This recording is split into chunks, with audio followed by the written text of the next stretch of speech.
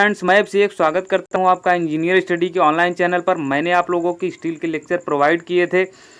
अब मैं उसके ऑब्जेक्टिव क्वेश्चन करवाने वाला हूं। आप इसे बहुत ध्यान से देखिए। अगर आप टेस्ट देना चाहते हैं, जेई एई किसी की भी तैयारी कर रहे हैं, तो आप जाकर नीचे डिस्क्रिप्शन में है, सुबह और शाम दोनों टाइम टेस्ट चल रहा है। आप ऑनलाइन टेस्ट दे सकते हैं टेलीग्राम पर। ये टेस्ट बिल्कुल फ्री है। आप किसी भी टेक्निकल की तैयारी कर रहे हैं, एसएससी जेई या यूपी ट्रिपल एस जेई किसी भी चीज़ की तैयारी कर रहे हैं, तो आप जाकर बिल्कुल टेस्ट दीजिए। क्वेश्चन देखेंगे तो आपके क्वेश्चन रिवाइज होंगे, आपको यहाँ से इम्प्रूवमेंट मिलेगा। आप कहीं से भी किताब से क्वेश्चन सॉल्व कर रहे हैं या कहीं से भी क्वेश्चन सॉल्व कर रहे हैं, लेकिन आपको टेस्ट देना बहुत ज़रूरी है, क्योंकि टाइम की जो वैल्यू है एग्ज़ाम में ही पता चलती है। अगर हम यहाँ टेस्ट दिए रहेंगे तो हमें वहाँ पे ज़रूर फ़ायदा होने वाला है। तो मैं यहाँ आपको स्टील के क्वेश्चन करवाने वाला हूँ। तो यहाँ पर क्वेश्चन जो हमारा पहला क्वेश्चन है, steel is mainly N alloy of. तो पूछा है स्टील किस का मेनली एलॉय होता है। तो यहाँ हम लोगों को पता है आयरन और कार्बन का, ये जो मेन एलॉय होता है आयरन और कार्बन का होता है। नेक्स्ट हमारा क्वेश्चन है elastic modulus of steel is.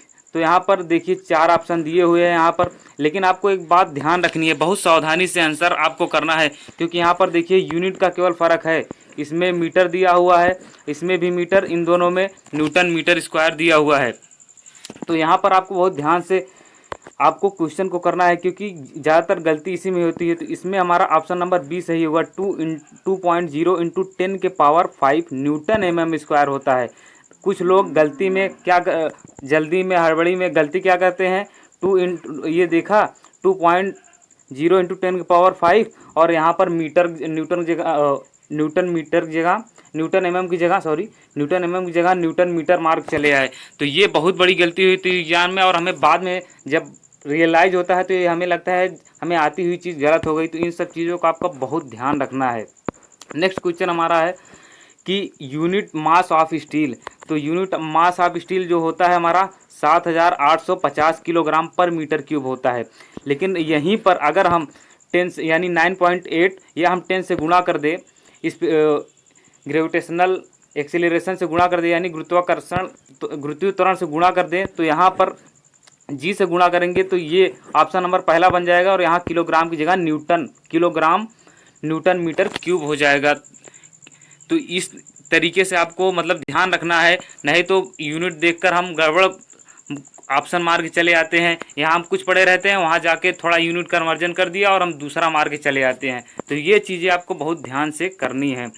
उसके बाद क्वेश्चन नंबर चौथा हमारा है, पूछा है Poisson ratio of steel is. तो यहाँ पर इसका ऑप्शन नंबर सी सही होगा, 0.3 इसका सही होगा। और एक बात मैं आप लोगों से और पूछ रहा हूँ, आपको कमेंट में इसका जवाब देना है कि रबर का जो है पॉइजन रेशियो कितना होता है, और आपको ये बताना है कि सबसे कम पॉइजन रेशियो मतलब किस चीज़ का होता है। और सब नेक्स्ट क्वेश्चन हमारा है which of the following is the property of high carbon steel. तो यहाँ पर ऑप्शन नंबर इसका बी सही हो जाएगा। अगर हम कार्बन की मात्रा बढ़ा रहे हैं स्टील में तो वो उसे ब्रिटल बना रहा है। तो ऑप्शन नंबर इसका बी सही हो जाएगा, ध्यान रखिएगा। अब क्वेश्चन नंबर 6 हमारा है, पूछा है कि आईएस का कोड क्या है। तो आईएस का कोड ये आईएस कोड क्या है स्टील का, आईएस कोड क्या है स्टील का, तो ये आईएस 800 होता है। और एक क्वेश्चन आपको बताना है कि आरसीसी का जो है आईएस कोड कितना होता है। ये आप कहीं से भी नेट वगैरह सर्च करके बताइएगा, तो चाहे जैसे करके बताइएगा, आपके दिमाग में ये चीज़ आप जब आप नेट पे सर्च करेंगे ना, तो आपके दिमाग में ये चीज़ें नेट पे किताब में कहीं से भी देख के बताएंगे तो आपके दिमाग में चीज़ें बन जाएगी। क्वेश्चन नंबर 7 हमारा है the partial factor of safety for resistance governed by yielding is. तो यहाँ पर हम जो ऑप्शन नंबर हमारा ए सही होगा।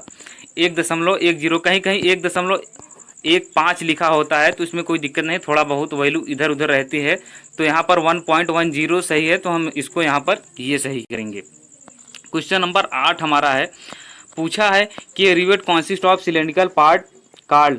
तो यहाँ पर रिवेट हम जानते हैं कुछ इस तरीके का होता है। इसका हेड जो होता है ऊपर वाला भाग, इसे हम हेड बोलते हैं। लेकिन वो पूछा है a rivet consist of cylindrical part, जो नीचे वाला भाग सिलेंड्रिकल भाग होता है, इसे क्या कहा जाता है। तो इसे ऑप्शन नंबर बी इसका सही होगा, इसे हम सैंक बोलते हैं। ऑप्शन नंबर बी हमारा सही होगा, इसमें इसे सैंक बोला जाता है। ऊपर वाले पार्ट को हेड बोला जाता है। इतना आप ध्यान रखिएगा, कभी कभार ये पूछ लेता है एग्जाम में। और ये जितने क्वेश्चन मैं आपको करा रहा हूँ सारे प्रीवियस ईयर के क्वेश्चन है। और क्वेश्चन नंबर 9 हमारा है, when plate A and B are joint by overlapping each other the joint is. पूछा है जब प्लेट को ओवरलैप करके जोड़ा जाता है कुछ इस तरीके से, तो इसे क्या बोला जाता है? तो इसे लैप ज्वाइंट बोला जाता है। मैंने इसे बताया हुआ है, आपने अगर लेक्चर देखा होगा। और जब कुछ इस तरीके से जोड़ा जाता है तो इसे बट ज्वाइंट बोला जाता है। सिंगल कवर, डबल कवर, कुछ इस तरीके से होता है। मैंने सारी चीज़ें आपको डिटेल में वहाँ पर बताई हुई हैं। क्वेश्चन नंबर 10 हमारा है, for but joint number of cover plates can be.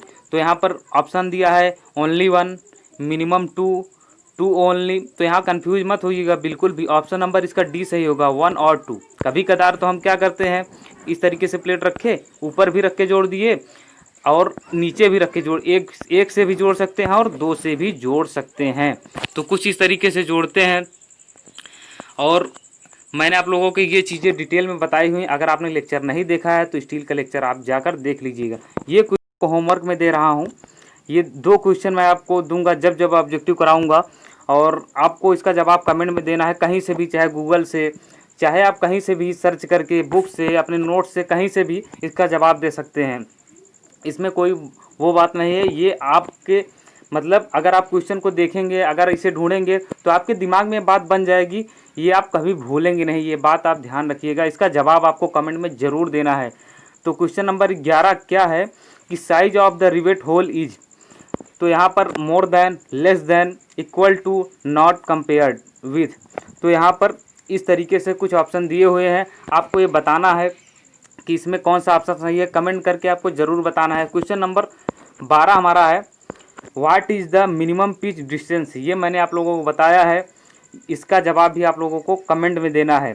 आप कहीं से भी सर्च करिए, हम ये नहीं कह रहे हैं कि आप नकल मत मारिए, अपने से ही दीजिए। नोट्स उठाइए, वहाँ से देखिए, किताब से देखिए, नेट से देखिए। अगर आप देखेंगे तो ये बात आपके दिमाग में बन जाएगी, आप कभी इसे भूलेंगे नहीं। जब भी एग्ज़ाम में आएगा आप तुरंत इसे क्लिक करेंगे, आगे बढ़ जाएंगे। इसमें आपको दिक्कत होने वाली नहीं है। तो इस वीडियो को लाइक, शेयर और सब्सक्राइब जरूर कर देना और कमेंट तो जरूर करना, ये वीडियो कैसा लगा, ये लेक्चर कंटिन्यू रखना है या नहीं, ये आपके रिस्पांस पर निर्भर करता है। आप कमेंट जरूर करिएगा। Okay, thank you.